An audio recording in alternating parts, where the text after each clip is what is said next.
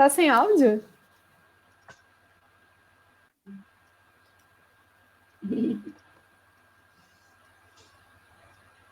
Não tô ouvindo o PH. Também não.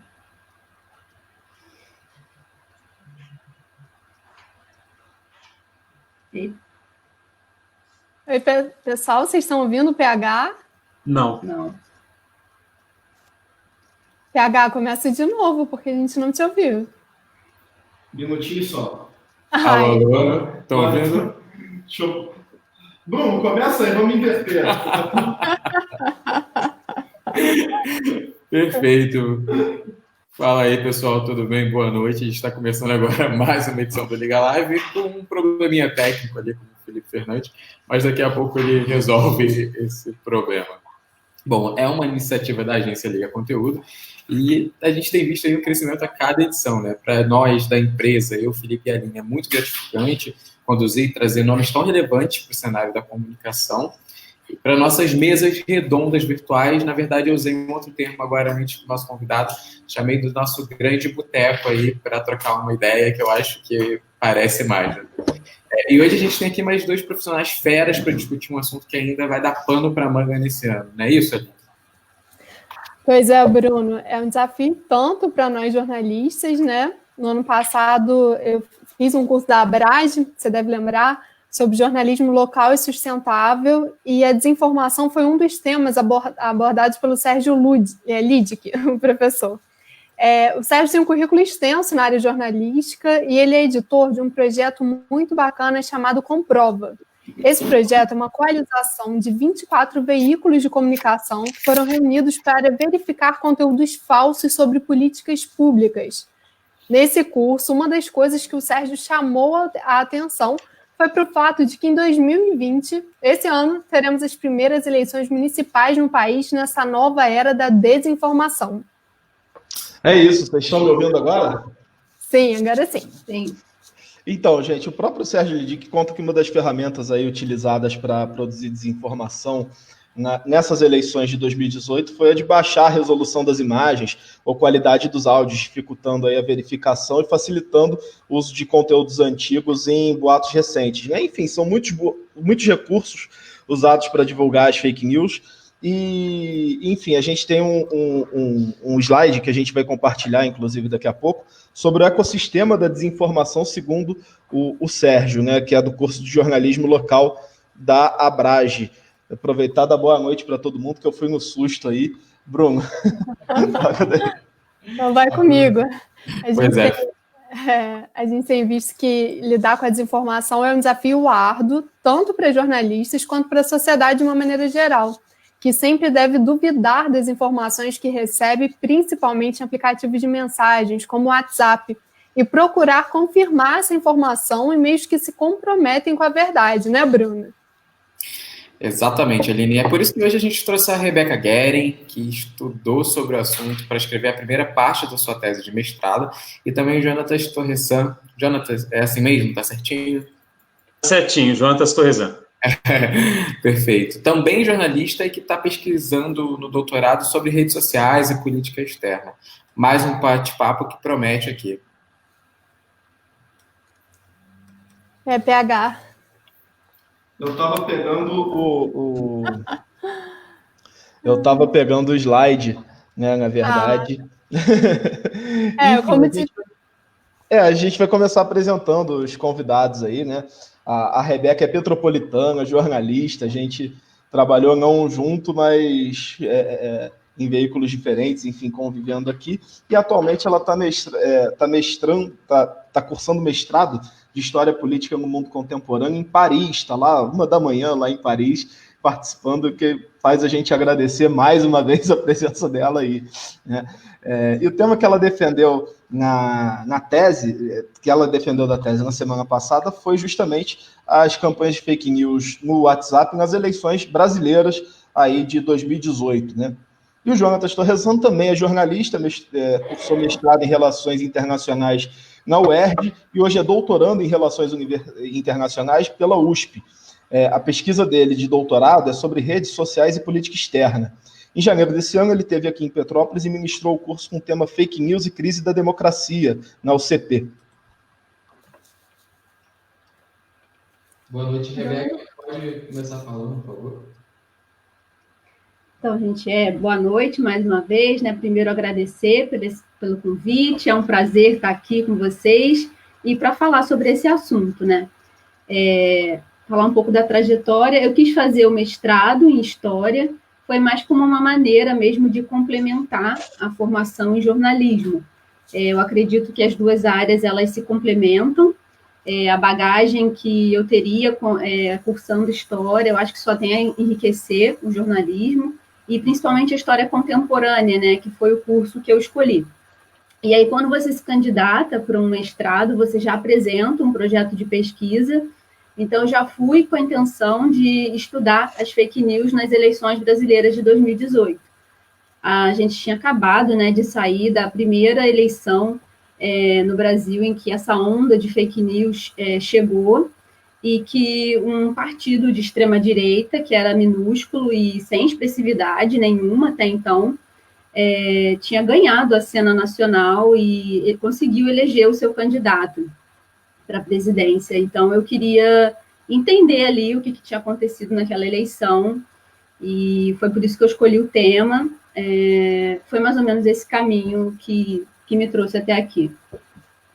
Jonatas, boa noite para você também. Boa noite. Pode falar, Aline, você ia falar? Conta pra gente o que te levou a estudar redes sociais e política externa. Em primeiro lugar, boa noite a todos, né? Obrigado pelo convite. Olha, eu escolhi esse tema, em primeiro lugar, por causa do alto impacto político, né, que as redes sociais tiveram em diferentes eleições do mundo aí, né? Eu acho que não só eu, mas aí toda a sociedade ficou chocada com esse fato aí que a Rebeca falou, como partidos tão pequenos, sem expressão, ascenderam tão rápido e levaram aqui no caso do Brasil, a presidência de um país importante, né, no cenário internacional. Isso ocorreu dentro desse mesmo movimento da extrema-direita em diversos países, né? O próprio Trump representa uma ala muito mais à direita do tradicional do Partido Republicano, que a gente se acostumou a ver, e na Europa Oriental, os partidos de extrema-direita também cresceram muito fortemente, né? Então, foi isso que me motivou. Eu queria conhecer esse ecossistema de páginas entre diferentes países, sobre quais caminhos que populações de diferentes países utilizam para acessar temas internacionais e temas políticos. Então, foi por aí a minha pesquisa, e a fake news acaba fazendo parte desse ecossistema também, né? Quando você fala em Donald Trump, né, e nessa questão do autoritarismo, me vem isso, e eu acho que a gente pode usar para o Brasil também, né? Sim. Muito, né? Muito medo. Sim, exatamente. O slide aí. Aí está o ecossistema da desinformação que a gente tinha falado na abertura, né? A gente está compartilhando aí a tela com esse slide, né? Agora, eu queria perguntar para a Rebeca, dentro da sua pesquisa, o que você descobriu aí que mais chamou a atenção, o que exigiu mais esforço nesse processo? Conta um pouco para a gente como foi isso aí. Eu acho que o que exigiu mais esforço foi justamente a pesquisa no WhatsApp, que foi o meu foco, né? Porque é uma rede social fechada, o conteúdo no WhatsApp ele é compartilhado de pessoa para pessoa, é diferente, né, das outras redes sociais, como o Facebook, o Twitter, em que o conteúdo ele fica público, né? Ele é visível. E a maioria das pesquisas sobre fake news, sobre rede social, geralmente é feita com base no Twitter e no Facebook. Então, acho que esse foi aí o maior desafio. Mas o que eu acho que foi, assim, o que acho que é mais relevante dizer que mesmo que, e aí acho que é a linha que eu sigo na pesquisa, mesmo que as fake news elas não sejam responsáveis por si só pela alteração de percursos históricos importantes ou complexos, como o Brexit, ou a eleição de Donald Trump, ou agora o Bolsonaro no Brasil, tem atores sociais, né, tem pessoas ou grupos que se aproveitam de contextos específicos e favoráveis para a disseminação da desinformação. quando as fake news chegam no Brasil, em 2018, elas encontram um contexto social, histórico, político, econômico específico. E talvez seja exatamente por causa desse contexto que elas se tornem possíveis. É pensar qual era a cara do Brasil em 2018. A gente vinha de um processo de polarização cada vez mais crescente, né, desde 2013. É um processo de divisão ali no país. E nesses anos a gente viu também crescendo uma onda conservadora e tomando forma no país. E isso também não acontece, né, da noite para o dia. E como também o Jonathan estava falando, esses movimentos, né, que estão, não é só no Brasil, né, isso está acontecendo no mundo todo. A gente vê movimentos de extrema-direita crescendo, tem o Trump nos Estados Unidos, o Boris Johnson na Inglaterra, o Matteo Salvini na Itália, Viktor Orbán na Hungria, o Bolsonaro no Brasil. Então, mas por trás desses caras tem o trabalho cada vez maior de ideólogos e especialistas de Big Data. Tem um livro que eu usei muito na minha pesquisa, que se chama Os Engenheiros do Caos, do Giuliano da Empoli, que ele fala justamente sobre isso. Nas redes sociais, as emoções fortes, como medo e raiva, elas são as que mais geram engajamento nas publicações. E, da mesma forma, as fake news que geram raiva e medo, elas também geram engajamento, tanto virtual como o eleitoral, digamos assim, né? Então, e a extrema-direita foi aquela que percebeu primeiro, digamos assim, e tem se apropriado dessas tecnologias da informação a seu favor. É por isso que no Brasil a gente viu tantas fake news que geravam, por exemplo, desconfiança e colocavam em xeque a credibilidade do sistema eleitoral antes do primeiro turno e depois também do primeiro turno nas eleições, gerando medo na população. Ou, por exemplo, depois do ataque do Jair Bolsonaro, com várias teorias da conspiração, gerando medo, gerando raiva. Então, assim, medo e raiva, isso gera engajamento ali nas redes sociais e gerando engajamento dos eleitores também. Rebeca, e aí também para... Pode falar. Se quiser falar sobre isso ainda, que eu ia falar de uma outra coisa. Não, era sobre isso, mas eu queria que eu não sei se você tem essa resposta, se você chegou a alguma conclusão ou conseguiu entender esse fenômeno. Mesmo após o fim das eleições, já com o Bolsonaro eleito, ele insiste em dizer que houve fraude nas eleições de 2018. Você consegue enxergar algum motivo para isso? E aí fica a minha pergunta não só para você, para o Jonas também, se ele conseguir vislumbrar alguma coisa, que motivo, porque o que faz com que ele afirme isso, embora não apresente provas nenhuma, mas ele insiste em dizer que houve fraude nessas eleições, se ele mesmo saiu vencedor delas. Pode falar, Jonas, se quiser. Eu vou comentar, eu achei muito interessante a fala da Rebeca com relação aos algoritmos. Esse livro do da Empoli, que é um livro muito bom, recomendo, eu também li esse livro, ele é excelente, fala muito da estratégia política, né, que é comum a todos esses movimentos, e como ela falou, essa questão do ódio e do medo. Eu acho que parte da estratégia dessa nova direita é gerar engajamento a qualquer custo. E o engajamento a qualquer custo, ele vem especialmente quando você fala coisas absurdas, né? Tem aquela série no Netflix que é muito popular, que até o da Empoli menciona no livro dele, um urso, é um bicho, não sei se é um urso, se candidata a presidente e ele só consegue ganhar os debates falando coisas absurdas. E, na verdade, eu acho que nesse contexto que a gente está de algoritmo, de reações fortes e polarização, acaba que a figura pessoal do candidato, o currículo dele é menos relevante do que o nível de engajamento que ele gera nas redes.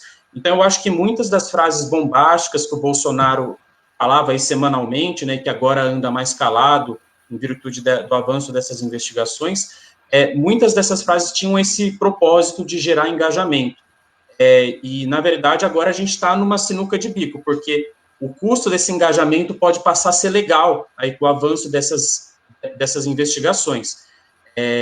Então, é uma situação, é um período bem interessante aí que a gente vai estar acompanhando as consequências desse discurso político, né?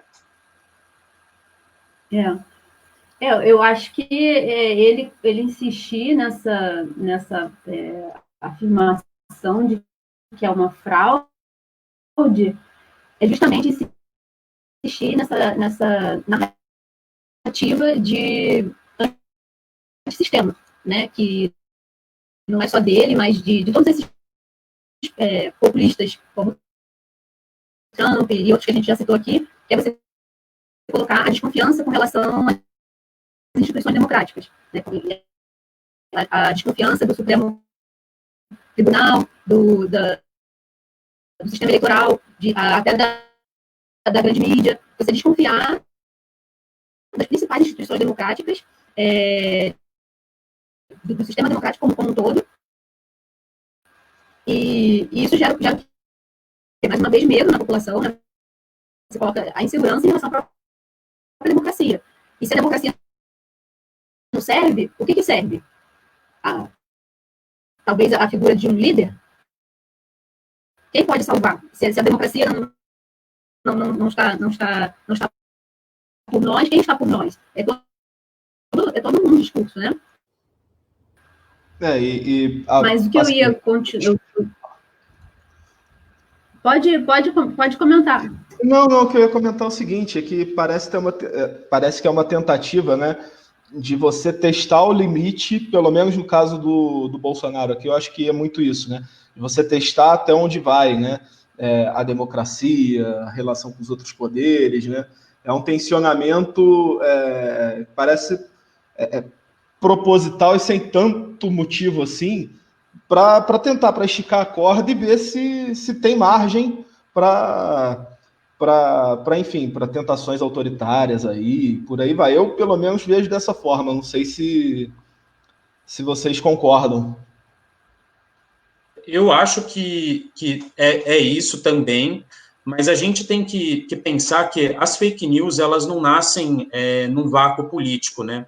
Porque as fake news, elas existem desde que existe jornalismo impresso já. O primeiro registro que eu li sobre fake news de forma massiva foi de 1917, quando ocorreu a Revolução Russa, e os jornais do Ocidente, muito assustados com a derrubada de uma monarquia, né, num país tão importante quanto a Rússia, começaram a fazer diversas notícias conflitantes, algumas até falsas, inclusive do New York Times.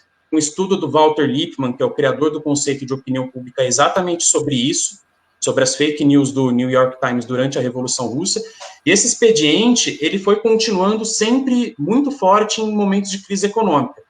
Na Primeira e na Segunda Guerra Mundial, isso foi bem patente, e na Guerra Fria ele vira uma política de Estado, em especial da União Soviética e dos Estados Unidos, como o nome, na época, que se dava era campanha de desinformação, que caiu um pouco em desuso, mas é isso que é mesmo, né? Então, a gente não pode cair no erro, às vezes, de achar que o algoritmo e as redes sociais são responsáveis pelas fake news. Não, é um fenômeno anterior e que ele é muito, muito potencializado, como a Rebeca estava comentando aí, pelo WhatsApp, pela comunicação instantânea, pelos algoritmos. E aí agora a gente está tendo as consequências disso, né? A fragilização de várias instituições democráticas com tanta informação.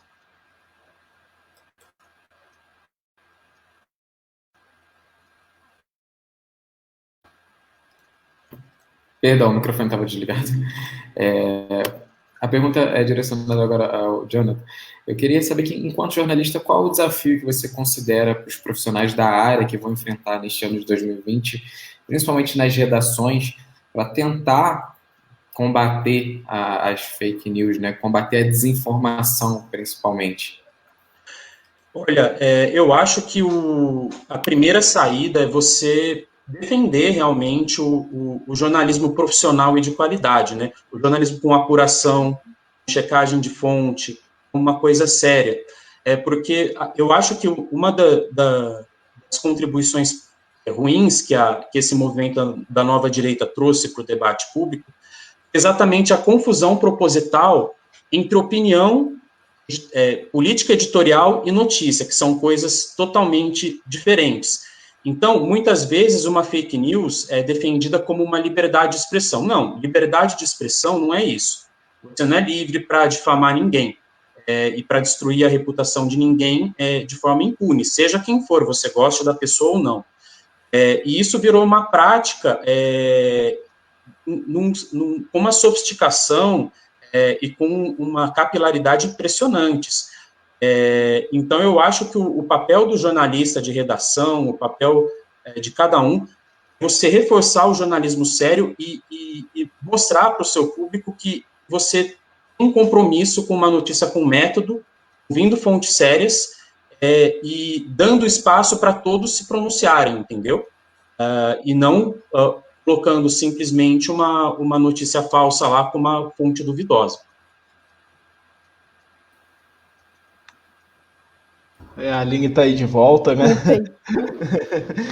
E tem um fenômeno também que eu queria que vocês... Que, assim, eu já ouvi comentários e uma tese com a qual eu concordo também, que é a seguinte: essas fake news acabam colando também, em boa parte, em alguns casos, porque as pessoas querem ter a certeza de que elas estão certas. Então, assim, elas querem concordar com a tese, independente se faz sentido, se não faz. É um pouco isso, né? A própria internet, eu acho que tem esse lado negativo de fazer a pessoa se fechar numa bolha e achar que a sua convicção é a certeza, enfim, é aquilo, né? O Jonatas falou isso um pouquinho antes da gente entrar, né, Jonatas? Sim, agora vocês estão me ouvindo, estava mudo o microfone. Eu acho que é por aí mesmo, gente. A gente tem que valorizar o jornalismo profissional, né? E mostrar que as notícias, elas não são uma coisa que vem da opinião, porque muita gente confunde. Eu vejo muita gente falando a diferença entre artigo e opinião. São coisas diferentes, que existem páginas, muitas décadas, separadas nos jornais, para a opinião e para as notícias, deixando claro para o leitor que, olha, essa notícia aqui, ela foi fruto de uma apuração profissional, na qual a gente ouviu os organismos competentes, fontes que estudam o assunto, e coisas assim, né? Eu ia aquela hora comentar sobre um outro ponto da tese, que tem até a ver com o que o Felipe estava comentando agora, entre as muitas definições, né, de fake news. Teve uma que me chamou muita atenção quando eu estava fazendo a tese, né? E aí eu ia até anotei para trazer aqui, que é uma dos pesquisadores Pablo Hortelado e o Márcio Moreto Ribeiro, que eles, eu acho sensacional, que eles enxergam as fake news como informações de combate. E nessa perspectiva, seria aquilo de que, ao receber uma informação, uma notícia, eu compartilho se aquilo fortalece o meu lado na história, né? As coisas estão tão polarizadas, tão baseado naquilo, nós contra eles e eles contra nós, se aquilo confirma aquilo que eu já acho que é previamente verdade, eu compartilho. E aí pouco importa, né, se é verdade, pouco importa a fonte, né? Não tem essa preocupação de checar. Realmente assim uma dinâmica de sociedade assim pós-verdade, né? Não tem essa preocupação. É quase como uma briga de torcida, né? Uma briga de time. É o meu lado contra o seu. Então, se eu recebo aquela informação, aquela fake news, eu compartilho se aquilo ali vai fortalecer a minha narrativa. É uma guerra informacional mesmo. E as fake news, elas são vistas ali como uma informação de combate. Eles trazem esse conceito de fake news e eu acho que retrata bem, tem a ver com isso que o Felipe estava falando, eu acho que retratou bem a realidade do que a gente viu no Brasil em 2008. Eu falo do Brasil porque foi o que eu vivi, né? Eu não sei como é que foi nos outros países, mas foi o que vi na eleição de 2018 e, pelo que parece agora, continuou nas fake news que rolaram durante a pandemia do coronavírus, e eu acho que deve ser como vai ser nas eleições de 2020, é o que tudo indica. É uma necessidade de ganhar a discussão, né? Você vencer o jogo de retórica ali, né? Isso. Sim. E no próprio curso da Abrage, o Sérgio ele aborda essa questão da qualidade da notícia falsa, né? Não é uma coisa assim, é feito por profissional também. Então, assim, acaba tendo algum embasamento pelo olhar dele, só que não é verdadeiro. Ele é feito, né, naquele ecossistema que o PH colocou aqui, mostra que muitas vezes essa notícia falsa ela é produzida já com o objetivo de maldoso, né? Já com esse objetivo maldoso. Acho que na maioria das vezes, né? É feito assim. Não, de forma profissional, né? Como você estava falando. Não é a tia do Zap que compartilha o material, né? Que ela recebe é planejado, né? Enviado produzido. E como a Rebeca falou, realmente foi uma coisa que a gente viveu nas eleições de 2018, que a gente está vivendo fortemente na pandemia, que assim tá um absurdo mesmo, a questão das narrativas, né? Você fala uma coisa, mas tipo, coronavírus é politicagem, invenção da mídia, né? É o que a gente mais escuta, assim. O jornalismo perde seu papel, né? Sem ter comprovação nenhuma, né? Exatamente, cloroquina é o melhor remédio do mundo, e aí virou o remédio da direita, né? E a esquerda não quer usar cloroquina, e por aí vamos. E realmente eu acho que já é um ensaio do que a gente vai presenciar no fim do ano. Então, mais um motivo para ser um desafio, acho que assim, para nós jornalistas, né? E para a gente mostrar para a sociedade o que é certo, né? O que é correto, o que é verdade, né? Mas realmente acho que é muito complicado por conta dessa descredibilização da nossa profissão, o que é uma pena, né? Eu acho que dentro disso que a gente está falando, de profissionais elaborando esse tipo de informação, desinformação, corrigindo aqui, tem um livro muito bom que se chama Como Mentir com Estatística. Então você embasa todas as suas ideias com fatos que são reais e joga aquilo para os outros, né? E com isso você tem um elemento sólido, em teoria, para apresentar para as pessoas que sequer têm condição, porque a maioria das pessoas que acabam propagando, e isso me corrijam se eu estiver errado, acaba não tendo tanto acesso à informação como as pessoas mais esclarecidas e que buscam se informar um pouco mais antes de repassar aquilo para os outros. Eles acabam se embasando muito na vontade dessas pessoas que muitas vezes acabam fazendo isso mesmo na tentativa de ajudar, por ignorância de entender que aquela informação não é verídica, e propagam isso numa velocidade absurda. Jonathan, pode falar. Você está se contando aí. Não, eu acho que tem dois pontos importantes, né, nessa questão da internet das fake news. O primeiro é que depois que todo mundo passa a ter smartphone na mão, a gente tem, como sociedade, a gente tem uma sensação de que a gente tem a verdade na palma da nossa mão. Então, basta um Google, basta um artigo do Wikipedia para você conhecer a verdade sobre o tema. Então, é muito sedutor, a fake news ela é sedutora, né? Você recebeu uma explicação para um problema super complexo, como corrupção, pobreza, alianças políticas, que são coisas super complicadas, de repente vem uma fake news que diz tudo o que você acredita e que defende ainda o candidato que você julga ser o melhor. Isso é muito sedutor. Isso, inclusive, o Da Empoli fala no livro dele, que a Rebeca mencionou, né? Que a verdade nas palmas das mãos é fundamental para esse tipo de eleitor. E agora a gente vai ter um desafio muito grande como jornalista e como sociedade com as deepfakes, que estão se tornando cada vez mais sofisticadas. Então, você está conseguindo fazer um vídeo simulando alguém envolvido numa situação constrangedora do seu celular.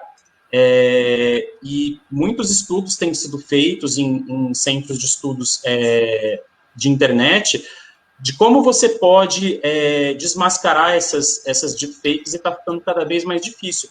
Então, é urgente, realmente, esse debate que a gente está conduzindo aqui, de como a gente lida com esse problema, né?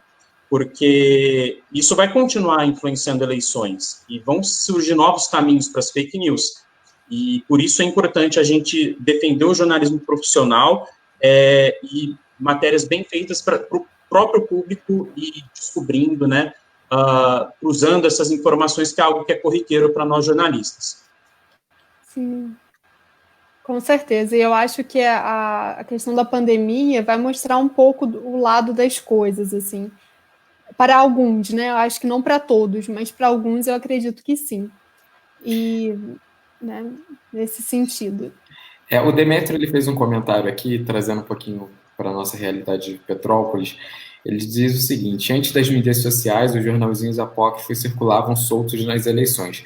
Aqui em Petrópolis era uma prática corriqueira. E a gente tem não só isso, mas aqui uma outra prática de propagar fake news, era o cara que era contratado para ficar dentro do ônibus falando alto mal de um candidato, né? Eu não sei o quão comum isso é por aí, mas já existia esse personagem que propagava essa desinformação ali, criando factoides, para fazer com que as pessoas se inflamassem contra um determinado político. Acredito que a fake news, da maneira como ela é hoje, né, ela potencializa muito isso. Não, só antes tem uma história muito boa também nesse sentido, né? Estava até comentando com um amigo meu esses dias, que o César Maia, ex-prefeito do Rio, hoje vereador, conta isso num livro que ele foi entrevistado depois que ele saiu da prefeitura pela primeira vez, em 97. O Conde era o candidato dele a prefeito, né, contra o Sérgio Cabral, e aí ele espalhou 150 pessoas em bares, padarias, ponto de encontro do Rio, falando que o Cabral ia renunciar à candidatura, a candidatura dele estava indo mal das pernas, e aí espalhou esse boato. 2 horas depois, estava alguém no gabinete do César falando: prefeito, ouvi dizer que o Cabral vai renunciar. Né? Então, quer dizer, mostra que o fenômeno é antigo e que o efeito do fenômeno também funciona. Né? Ganhou força na internet, né? Eu acho que ganhou força e se propagou com as mídias e com o WhatsApp, né? Que é uma ferramenta que todo mundo tem acesso, né? É democrática, né? Mas a gente lida... E é curioso que também tem uma faixa de idade, né, Rebeca? Não sei se você viu isso na sua pesquisa. Tem uma faixa de idade que eu acredito que acredite mais em fake news. Você viu isso? Alguma coisa sobre isso? Não cheguei a me focar no público, não. Eu me foquei mais no conteúdo do que no público. Não pesquisei quanto a perfil. Entendi, porque assim, na prática a gente vê sempre, né, são pessoas mais idosas que recebem e falam: não, mas eu vi no WhatsApp, né, é mais comum. O Jonatas, ele fez o curso, né, sobre o PH está mostrando aí a capa da tese da Rebeca. Rebeca, você vai ter que ler em francês pra gente, hein, esse título. Quê? Você vai ter que ler. Fala pra gente. Meu Deus. Você deve ter lido isso 1000 vezes. Ai, gente. Tá falando sério? Sim, diz que eu ouvi um francês, poxa. Les campagnes de désinformation numérique sur WhatsApp lors des élections présidentielles brésiliennes de 2018. Aê! Que lindo! Muito bom, parabéns pela tese. Ai, ai. O Jonatas, parabéns pela tese e pela pronúncia, né? Isso é verdade. É uma língua linda, né? O francês. O Jonatas, quando ele fez o curso, ele ministrou o curso aqui em Petrópolis, ele falou sobre crise da democracia. Jonatas, você poderia fazer uma breve linha do tempo sobre desde quando começou essa crise e o que poderia ter sido feito para a gente não chegar ao que a gente chegou hoje? Olha, eu acho que o marco inicial dessa crise que a gente está vivendo agora começa com a crise econômica de 2008, né? Em 2008 acontecem algumas coisas importantes. Você tem uma crise econômica muito forte, como não se via há algum tempo, né? Claro que não se compara a essa atual que nós estamos vivendo, mas naquela época foi pesada. E bem nesse período você tem lançamento de smartphone. O primeiro iPhone sai mais ou menos nessa época, 2007, 2008. Isso é uma revolução que a gente não tinha ainda a dimensão do impacto político que isso teria uns anos depois, né? E logo após, pouco tempo depois, você tem 2 grandes vazamentos de dados, né? Primeiro do WikiLeaks, em 2010, depois da NSA, em 2013, né? Ficou famoso pelo Edward Snowden e pelo Julian Assange. E é engraçado que as coisas, como na internet, foram acontecendo muito rápido. Logo depois disso, você tem grandes importantes, né? Tem manifestações de rua como não se via há muitas décadas. O Brasil foi um deles, né? Uma coisa que a gente até brincava antes de 2013, que o brasileiro não ia se manifestar por nada, muito difícil. De repente, você tem 150 cidades com as pessoas na rua, e o telefone celular foi uma ferramenta absolutamente fundamental nisso, e não só aqui no Brasil, né? No Egito, na Turquia, em diversos países do Oriente Médio, com a Primavera Árabe. E isso gera algumas consequências, né? Consequências políticas que são diferentes em países muito diferentes. Aqui, a gente, na América Latina e no Ocidente, né, na Europa, você tem a ascensão de partidos não tradicionais, que são os partidos de centro-direita ou de centro-esquerda que dominaram a cena política nesses países após a Segunda Guerra Mundial, né? E partidos que os latinos, né, os países latinos em especial, emulam de uma certa forma, né? A centro-esquerda se espelhando muito no Partido Socialista francês, nos democratas dos Estados Unidos, e a centro-direita se espelhando mais nessa direita institucional, e isso muda completamente, especialmente após a eleição do Donald Trump, né? Que ninguém acreditava que isso seria possível na época, né? Que rede social decidiria a eleição.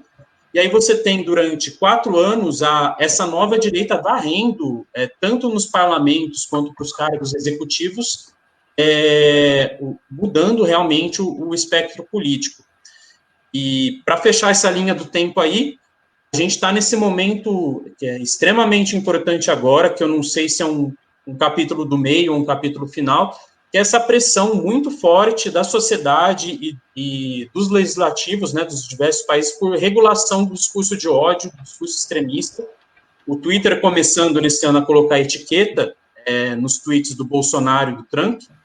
E hoje, né, eu estava até comentando com os meninos e com a Aline, antes aí da live começar, do timing perfeito dessa live que a gente está fazendo, que é hoje o Facebook tirou do ar 73 perfis ligados ao PSL e ao governo Bolsonaro, acusados de disseminar fake news, né? Obviamente, isso tudo tem que ser comprovado judicialmente, investigado, mas os indícios são fortes, mesmo pelo resultado eleitoral. Então, eu acho que esse capítulo fecha aí a linha do tempo, essa pressão legislativa para a regulação de conteúdo nas redes sociais.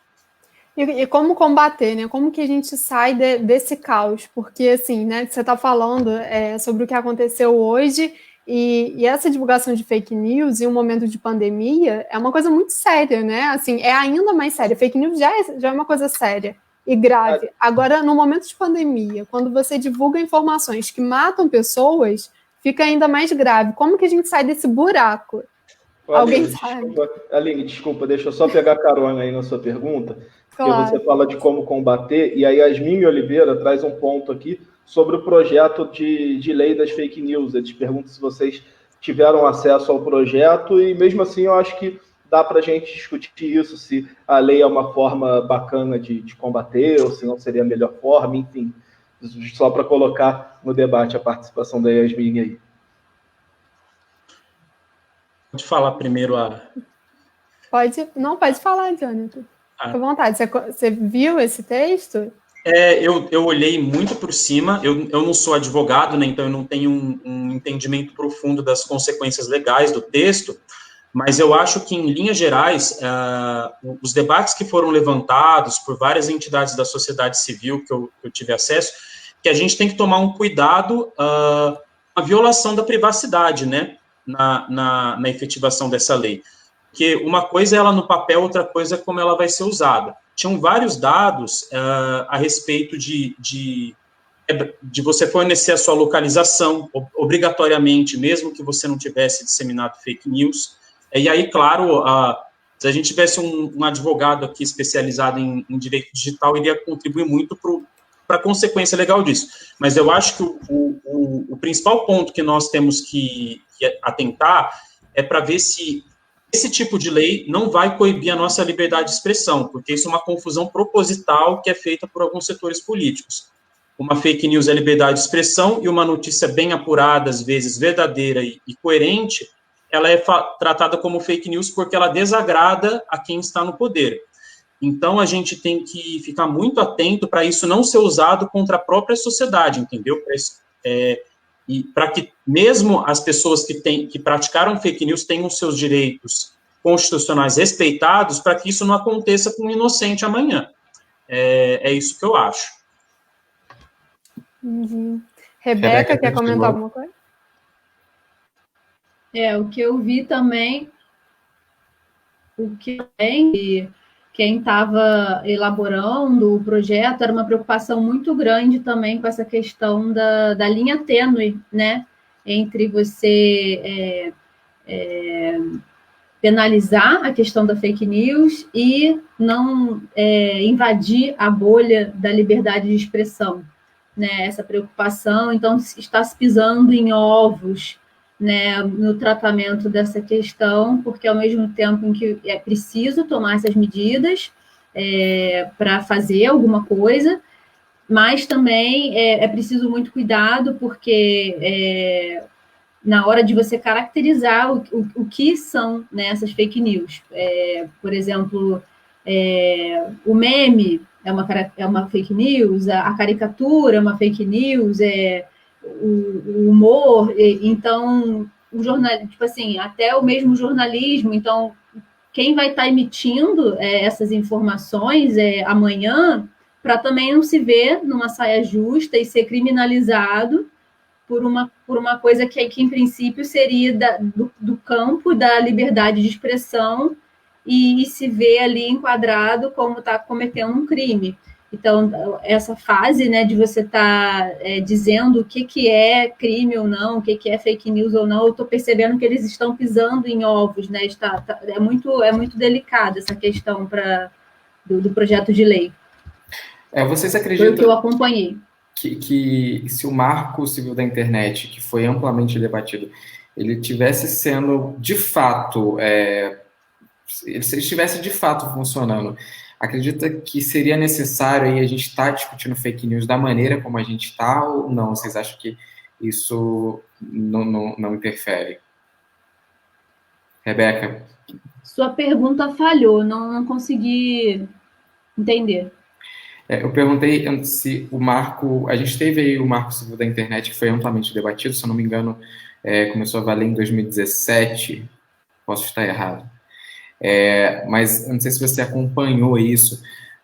A minha pergunta é o seguinte: se a gente estivesse seguindo esse marco, se estivesse funcionando como deveria ali, como está no papel, você acha que a gente estaria discutindo hoje fake news da maneira como a gente está?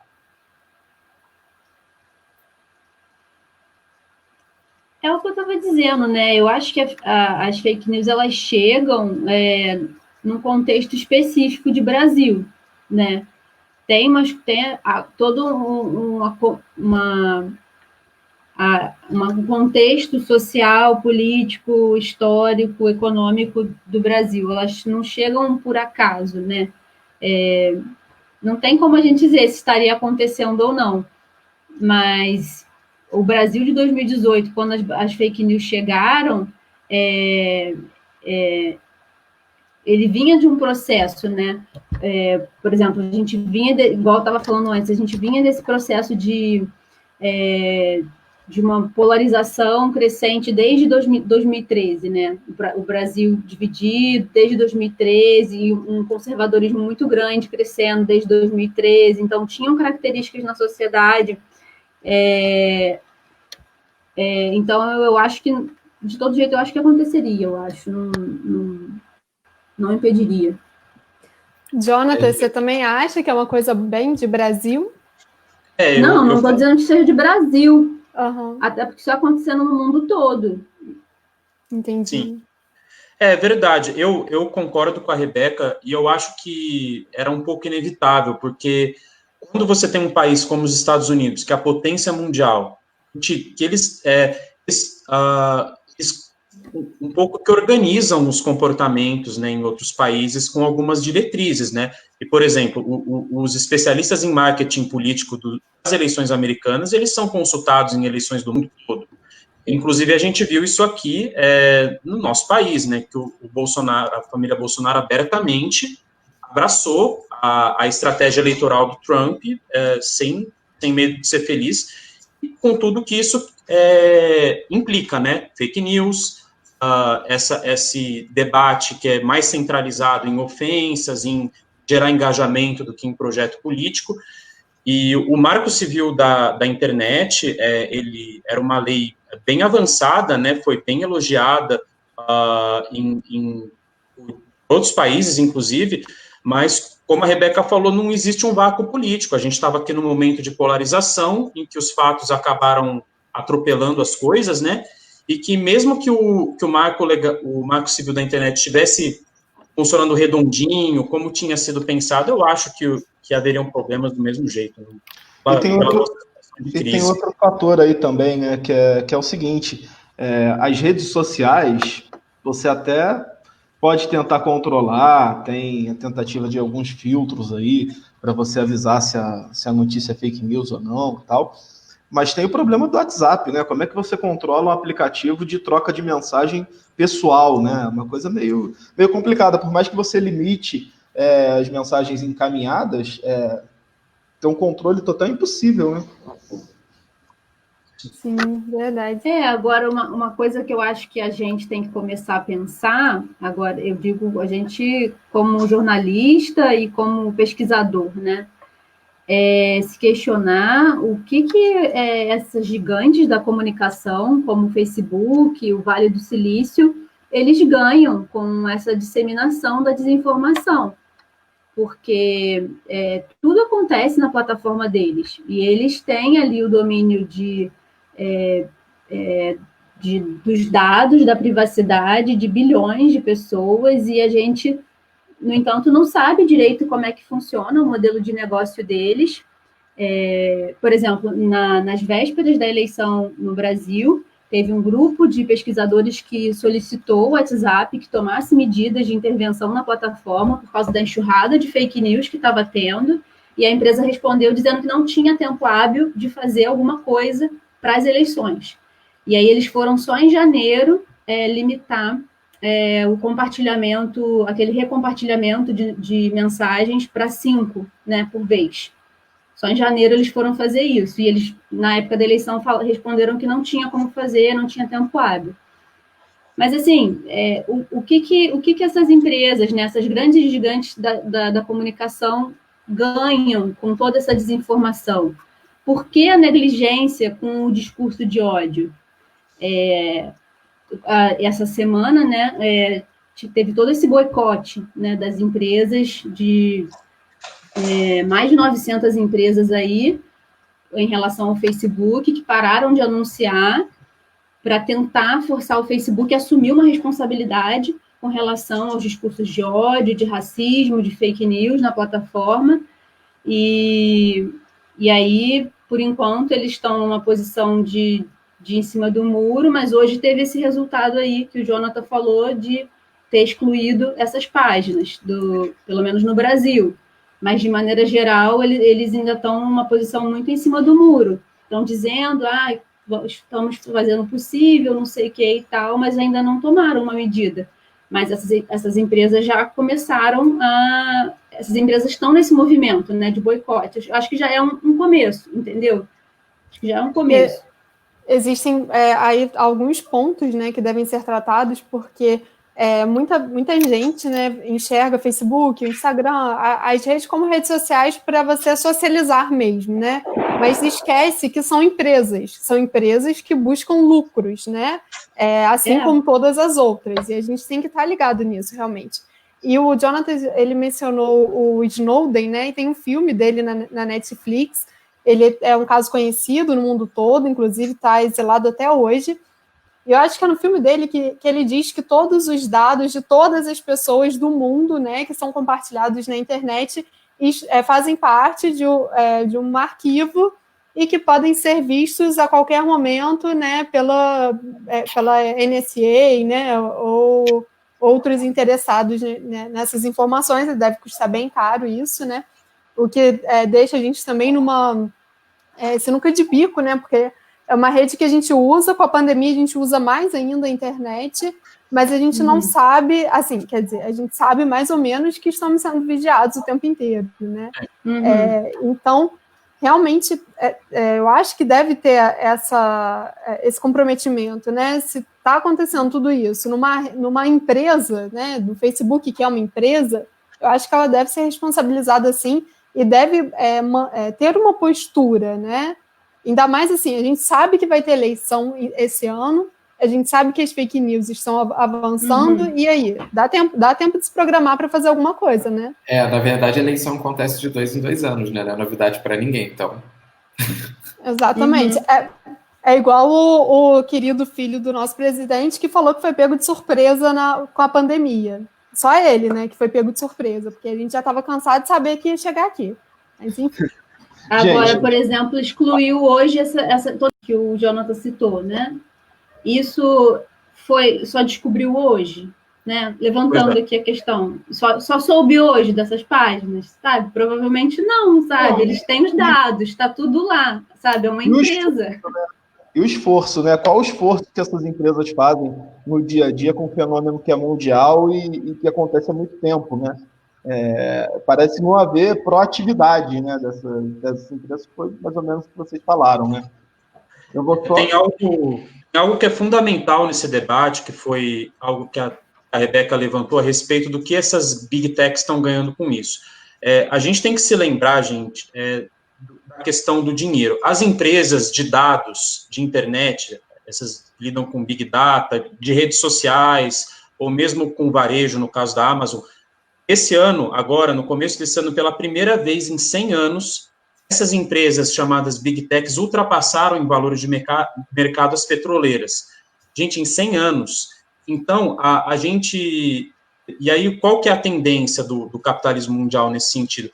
Os nossos dados, eles vão valer mais dinheiro que petróleo. Então, onde você mora, sua idade, o seu perfil ideológico, tudo isso que foi muito explorado nas eleições dos Estados Unidos pela Cambridge Analytica, a favor do Donald Trump, e foi feito de uma forma um pouco mais en passant aqui no Brasil. Aqui, pelo nosso sistema eleitoral diferente, as fake news eram mais eficazes, né? Mas lá tem a questão dos colégios eleitorais, do perfil do eleitor, que é absolutamente fundamental para decidir eleição. Então, há muitos interesses econômicos pesadíssimos envolvidos nisso. Tanto é que o Facebook, o Twitter, eles só resolveram agir agora, gente. Tem fake news desde 15, 16, em massa, em várias eleições. Não foi o primeiro caso. Nas eleições da Índia, rolou fake news de montão também, o maior sistema eleitoral do mundo, da Índia. Então, o fato delas só estarem agindo agora mostra que o dinheiro, na verdade, ele fala mais alto nesses momentos, porque o padrão ético, ele estava aí o tempo todo, né? Todo mundo sabia que era errado você proporcionar uma plataforma, desinformar tanta gente ao mesmo tempo. Mas agora que pegou no bolso, a coisa muda um pouco de figura, aliado, claro, com as pressões legislativas, ações do STF e tal, aí a coisa fica mais séria. E denúncias também, né, que a gente foi descobrindo o que acontecia, né? Tanto com o Snowden quanto com privacidade hackeada, né? Mas assim, mais do que isso, a gente descobriu como acontecia, né? Exatamente. Gente, eu vou só parar um minutinho para ler os comentários, registrar o pessoal que está acompanhando, agradecer a todo mundo que está assistindo a nossa transmissão aqui. O Francisco Carlos de Almeida, o Leandro Gavião, a Gisele Cardoso, Fernanda Torressan, o Demétrio do Carmo, que a gente já citou, o Jorge, que é meu pai, está aqui acompanhando também, o Davi Marcelino, a Rosana Cardoso, a Amanda Schwartz, a Elaine Gueren, a Cristina Cardoso, a Yasmine, que a gente registrou a participação dela, e a Gisele aqui pergunta uma coisa que eu queria passar para vocês aí, sobre o inquérito das fake news que foi instaurado aí pelo STF. Ela pergunta se o combate a qualquer custo é válido, considerando que, em tese, não caberia ao judiciário conduzir as investigações.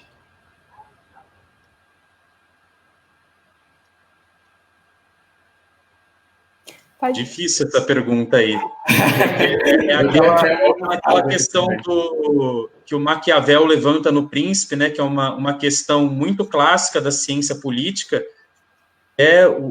os fins e os meios, né? Ele não diz que os fins justificam os meios, isso a gente que parafraseou aí ao longo dos séculos, mas ele debate exatamente essa questão de como o temor, você temer uma figura política, ter respeito por ela, medo da punição, isso faz parte da arte de governar. Então, legalmente ele pode estar errado, mas politicamente ele está querendo estabelecer um limite. E você bater o martelo se isso é ético ou não, é uma coisa muito difícil, né? Porque ele está, em tese, debatendo uma coisa ruim, que é as fake news, mas qual que é o limite disso? Porque quem garante que isso não vai ser usado depois contra o próprio STF em nome de combater a ilegalidade, ou você combate a ilegalidade? É difícil isso. Então, é claro que eu desejo viver numa sociedade sem fake news, né? Todos nós queremos isso, mas o ditado, né? O diabo está nos detalhes, né? Então, eu sinceramente não sei responder essa pergunta. Sim, eu quero que tenham menos fake news nessas eleições, mas o caminho judiciário, policial, para que isso seja coibido, eu não tenho uma resposta precisa para dar, mas realmente é uma pergunta muito boa, que a gente tem que pensar na resposta aí como sociedade, né? Rebeca? Eu acho também que não vale não é a qualquer custo, não. A gente tem visto alguns exemplos aí nos últimos anos no Brasil, às vezes a justiça se atropelando em alguns processos, invadindo algumas esferas, algumas instâncias, como que para fazer justiça a qualquer custo, né? Ou uma ânsia de fazer justiça, e às vezes e acho que não é por aí, né? Eu acho que porque no que você não respeita a própria justiça ou a própria Constituição, é muito perigoso para a própria democracia, né? E lá na frente, isso também pode se voltar para a própria justiça ou para a própria democracia. Acho que não vale a qualquer custo, não. Eu acho que a gente tem que ter muito cuidado com isso, porque a gente pode cair no mesmo discurso falacioso que a gente vê outras pessoas fazendo e falando, né? O próprio presidente, quando quiseram pegar o celular dele, não pode. Agora, quando foi o do governador, que era um inimigo político, por assim dizer, pode sim. Então, a gente tem que ter cuidado com esse discurso autoritarista para ele não se voltar contra a gente em determinado momento. Então, tem 2 pesos, 2 medidas, como é que é isso? Então, a todo custo? Não, acho que a todo custo não vale. A gente precisa entender que o mote, o escopo da investigação é super válido, mas até que ponto a gente pode... até que ponto a gente tem que ser razoável com isso, tentar entender o que está sendo legal e o que não está, né? Sim, verdade. Acho que a Rebeca caiu. Deve ter caído de sono, né? Porque já deve ser quase 2 da manhã. Vou fazer um adendo à fala do Bruno, né? Até porque eu não sei, estou até fugindo um pouco do assunto aqui, mas é de casuísmo e interpretação de lei conforme as circunstâncias que a gente chegou nesse ponto também, né? Então, assim, não dá para querendo o bem ou achando que vai querer o bem, atropelar as normas, né? Eu queria trazer um ponto aqui, só antes de registrar a Ritoshiro, a Catarina Rodrigues e a Regina Félix, que é a mãe da Aline. Que fez questão de frisar isso, está aqui do meu lado. Também. Mãe da Rebeca. Minha também, mãe dele. Então, eu queria começar a debater a questão nas eleições municipais, né? Porque uma coisa é o fenômeno das fake news nas eleições presidenciais ou até mesmo dos governos de estado, né? A gente, eu acredito que seja mais fácil operar a tecnologia para disseminar fake news numa eleição para presidente, que são só sei lá, 10, 15 candidatos no Brasil inteiro, e agora você vai ter eleição municipal em mais de 5 mil municípios, né? Quer dizer, como você acha, Jonatas, que vai ser essa questão nos municípios? As fake news vão pegar mais nas grandes cidades? Isso vai espalhar no interior? Como você vê a questão das fake news aplicada às eleições municipais? Olha, o primeiro ponto que a gente tem que se lembrar é que a produção massiva de fake news é algo muito sofisticado, né? Não são, tipo, nós quatro aqui que nos reunimos aqui e falamos, nós vamos produzir fake news e espalhar para o Brasil inteiro. Isso é uma operação que envolve dezenas de pessoas, né? E robôs. Né? E robôs também, né? E gente que tem várias competências diferentes. E, claro, conhecendo a realidade do nosso país, poucos municípios, né, talvez 10, 15 municípios, regiões metropolitanas aí, tem partidos locais com bala na agulha para criar um esquema desse. Além disso, uma questão adicional, agora as fake news estão na vidraça, né? Todo mundo está falando de fake news, nós aqui estamos debatendo, mas imagine os políticos também, como eles não estão monitorando esse tema. Então, eu acho que, a não ser que seja um esquema muito sofisticado e com muito dinheiro envolvido, com muitas mentes capazes envolvidas, eu acho que tem uma tendência de diminuir um pouco, porque o candidato que nesse momento, com esses confrontos com o STF, ele se colocar com informações falsas, eu acho que ele tende a ser muito atacado pelos demais. Então, eu acho que as fake news são algo mais viável, tecnicamente, financeiramente, numa eleição nacional, porque daí corre mais dinheiro, corre mais estratégias políticas sofisticadas, né? É isso, só para passar a pergunta para a Rebeca também, que tinha caído aí enquanto eu estava perguntando, é o seguinte, queria passar essa discussão para as eleições municipais, né? Quer dizer, eu estava falando que uma eleição presidencial, até mesmo as eleições para governos dos estados, é mais simples, né? Em tese, pelo menos, você criar esse aparato das fake news, porque a gente está falando de 5, 10 candidatos, né? E agora você vai ter eleição municipal em mais de 5 mil municípios. E a minha pergunta é a seguinte: como você vê esse fenômeno aplicado às eleições municipais? Quer dizer, você acha que isso vai se restringir aos grandes municípios? Isso chega às cidades do interior? Como você acredita que esse mecanismo vai operar nessas eleições? Não sei se, igual a gente viu essa máquina de fake news no WhatsApp, né? Não sei se localmente eles têm essa capilaridade para produzir localmente, né? Em questão sobre grupos a nível de cidade, na dinâmica ali da cidade, fake news com relação às dinâmicas da cidade, né? Porque isso exigiria muitos braços, né? Exigiria, eu acho, assim, nesse sentido complicado. Não sei como que eles poderiam se articular, a não ser que sejam temas mais gerais, né? Assim, continuar com essas narrativas mais gerais, né? Que eles têm.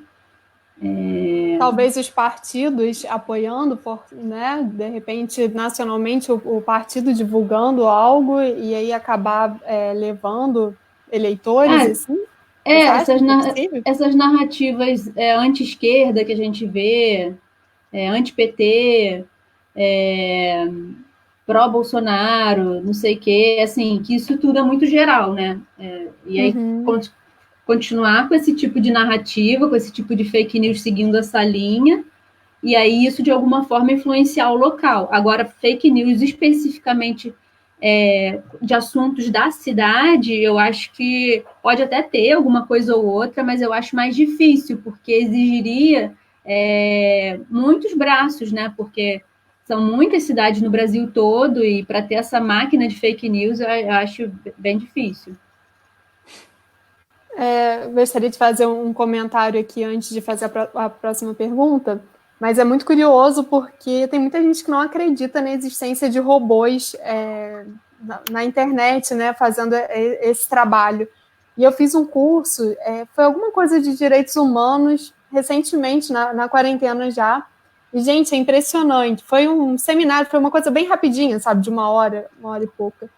Como vão pipocando mensagens iguais da mesma pessoa. Aí sai aquela pessoa, entra outra com mensagens iguais. Você vê que aquilo não é uma pessoa, sabe? Que é um robô. É muito fácil identificar, e o próprio público falava, olha os robôs e tal. E era um tema nacional, acho que foi o seminário que teve o Felipe Santa Cruz, da OAB. E aí, então, assim, era um tema que nacionalmente era interessante, né? É impressionante existir e a gente vê, né, que existe mesmo isso. E tentar passar para a população que tem que ter cuidado que não é só gente, né, que tem robô fazendo isso. E aí, a outra coisa que eu queria falar com vocês, a gente já passou de 1 hora aqui de live, Rebeca já deve estar caindo de sono. É um bate-papo muito bacana, né? É muito bom falar sobre esses assuntos e poder discutir com pessoas iguais a vocês que pesquisaram, né? Que estão fazendo pesquisa e trazem tanto aprendizado para a gente, tanto conhecimento. E aí eu queria que vocês comentassem um pouco como que a gente ajuda ou como que a sociedade em si ela pode não cair na armadilha da fake news.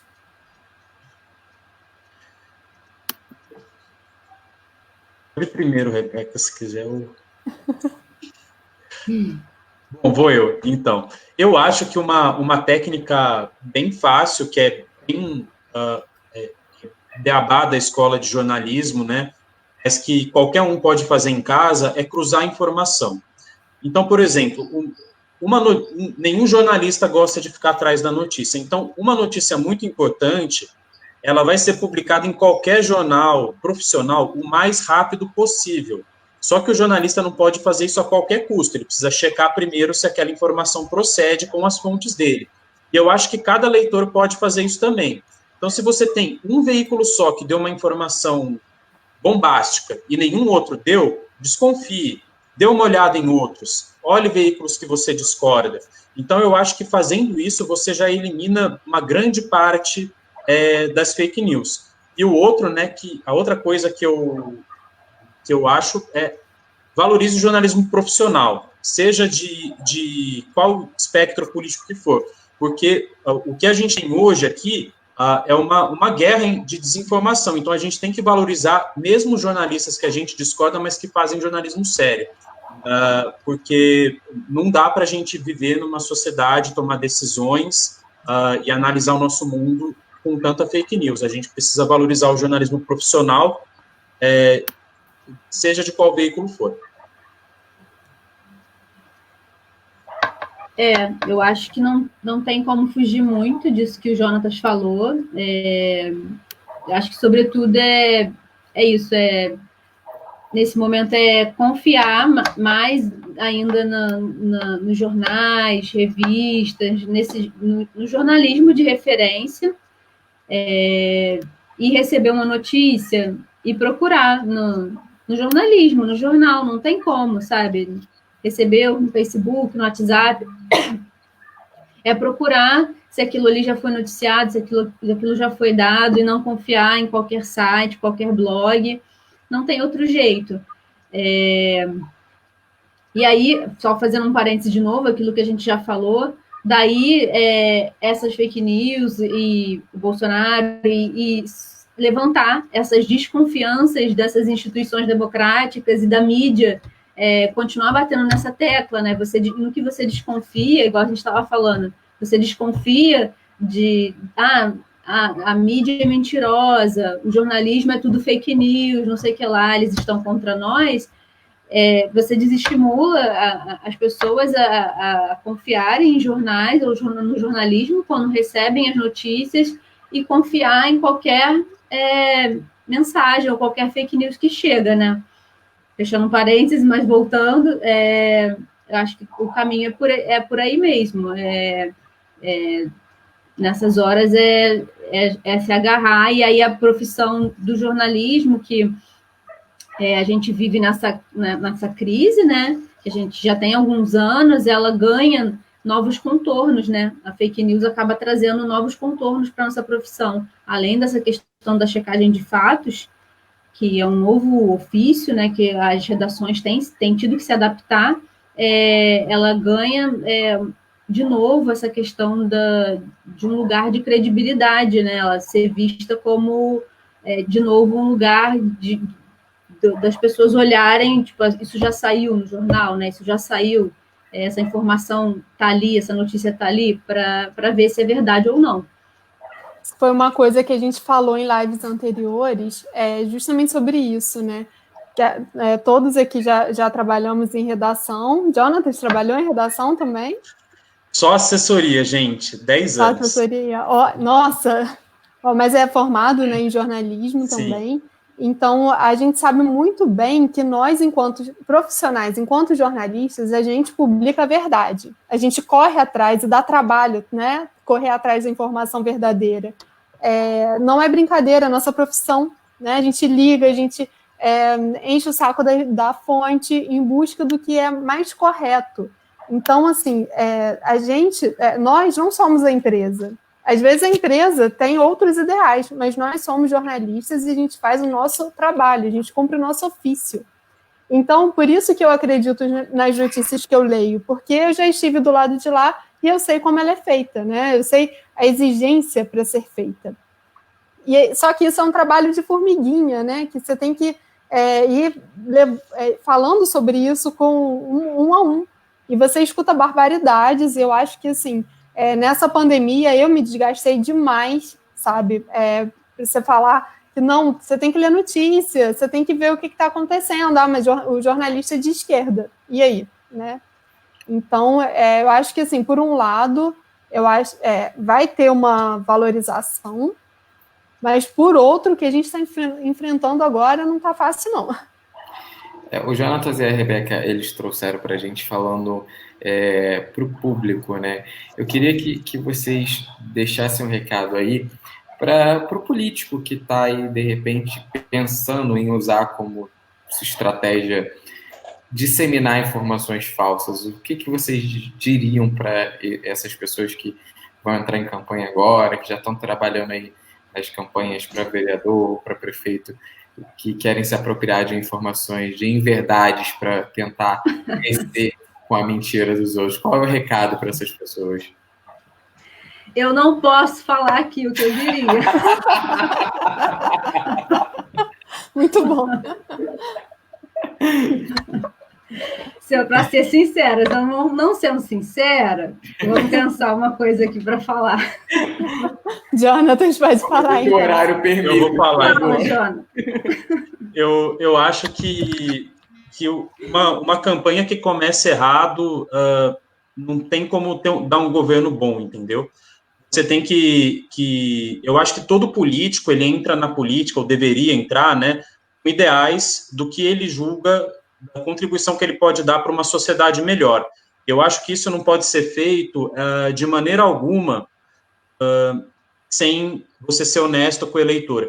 E mais importante ainda, eu vou adicionar até outra coisa que a gente não aprofundou aqui, mas a questão da importância da ciência, porque tanto os jornalistas quanto os cientistas, eles têm pontos em comum. E os pontos em comum entre os dois exatamente a busca de você se aproximar da verdade o máximo possível por meio de um método que seja possível de outras pessoas revisarem os passos que você tomou para chegar naquilo. Então, se você não pode submeter a sua campanha a isso, a uma auditoria de como ela foi feita, entendeu? Em termos de ética, de honestidade, eu acho que não é um caminho legal. Então, valorizar a ciência e valorizar a informação verdadeira é fundamental. Não dá para fazer plano político, política pública sem dado científico, e não dá para você dialogar com a sociedade falando mentira. Então, que esses fatos lamentáveis que ocorreram aqui nas eleições do Brasil e em várias outras eleições do mundo, com tanta desinformação e mentira, que isso sirva de lição aos próximos candidatos a prefeitos e vereadores aí, a elevar um pouco o nível do debate, falar de plano de governo, comunicação honesta, valorizar a ciência, que nós precisamos de ciência aí para melhorar a vida da população, e eu acho que é por aí. Rebeca, pensou? Ah, gente, não dá não. Toma vergonha na cara, não dá não. Usar disso, gente, amanhã você vai ser pego, vai ser preso por ter usado disso, e aí é o máximo que dá para inventar aqui, gente. A sua mãe colocou ali, ó, sabia que você ia falar isso, filha. Te conhece bem, Rebeca. Não, eu só queria adicionar um ponto que eu concordo muito com o que o Jonatas falou, né? Quer dizer, se você mente, engana na campanha eleitoral, né? Não falta exemplo de como isso não funciona, né? E funciona cada vez menos, né? Quer dizer, antigamente você até conseguia dar uma mexida aí no meio, no final do governo, agora eu acho que muita coisa mudou. E se você tanto assim gera uma expectativa que você não pode cumprir, ou pior, usa desse tipo de artifício para ganhar, você conquista a vitória ali, mas não é uma vitória no final das contas, né? Você ganha perdendo, né? Jonathan, você está recebendo um elogio aqui na nossa live. Jonathan é fera e gato também, olha só, Armando Manuel. Muito bom. Olá, Armando. Não, isso é verdade. Eu acho que tem uma expressão que rola em livros de história que eu li uma vez, eu não entendi, que eu não conhecia, e depois eu fui buscar a origem, eu achei muito interessante, que chama a vitória de Pirro, né? Que é uma vitória que ela vem a um custo tão alto que você nem consegue usufruir dos benefícios que você teria da vitória, que narra uma história de uma guerra que ocorreu na época de Roma, né? Que foi uma vitória de uma batalha tão sangrenta que não sobrou ninguém para comemorar. Eu acho que você usar fake news é um pouco como uma vitória de Pirro. Você cria um sistema de terra arrasada, você destrói todo o espectro político, e aí o que você herda para governar? Uma sociedade em confronto, uma sociedade rachada, você não consegue formar um governo adequado, você não consegue encontrar consensos em problemas que são muito claros e evidentes, e que transcendem a todos os espectros políticos. Então, a fake news é isso, é você ter uma vitória com terra arrasada. Então, cada político que tiver chance de vencer tem que pensar nisso, que tipo de cidade que ele vai querer governar e sobre que tipo de sociedade que ele vai querer legislar. Sim, muito bom. Gente, obrigada. A gente já está aqui em 1h17, foi muito bom. Acho que a gente iria até muito mais, né? É um assunto muito relevante e que a gente ainda tem muita dúvida, né? Tem muito que aprender sobre isso, até para poder repassar e conscientizar a população. Rebeca, obrigada demais por ter ficado acordada até essa hora. Gente, obrigado vocês. Eu durmo tarde mesmo, foi um prazer. Obrigado pelo convite. Para quem está acompanhando de agora, a Rebeca está na França. São que horas aí, Rebeca? 2h30. Nossa, tadinha. Muito obrigada. Eu durmo tarde todo dia, de verdade. Durmo tarde mesmo. Que bom, então. E o Jonatas também, que foi a indicação do Leandro Gavião e que acrescentou demais para esse debate. Assim, foi sensacional. Acho que você e a Rebeca falaram muito bem, um complementou muito o outro. Foi ótimo, excelente bate-papo. Bom, quem sabe a gente tem mais por aí pela frente, né? Porque acho que vai ser necessário. E é isso. Bruno, PH... Eu queria agradecer a audiência, o pessoal de casa que está participando bastante, pessoal, muito obrigado. A Jonatas e a Rebeca está aí acordada, mesmo sendo tarde, imagino que é o horário que você já começa a desligar, né? E você aí está ligadona no assunto. Obrigado pelo seu esforço, Jonatas também. Muito obrigado. O Jonatas não conhecia a gente, então ele está aqui participando com muito carinho para a gente, isso é bem importante, valeu mesmo de coração. E é isso, acho que o bate-papo rendeu pra caramba, foi bem aquilo que eu tinha te falado, virou uma grande roda de amigos conversando sobre temas que devem ser abordados, e aí a gente expande isso para mais pessoas. Obrigado, gente. Obrigado, pessoal, a todos pelo convite aí. Obrigado pelo pessoal de São Paulo, Rio, Bauru, Campinas, que acompanharam aí, muitos comentários, e espero estar presente nas próximas aí. Ótimo trabalho que vocês estão desenvolvendo, parabéns. Pois é. Ô, Jonatas, a nossa ideia, né, até a Rebeca também, a nossa ideia era fazer esse tipo de encontro presencial, né?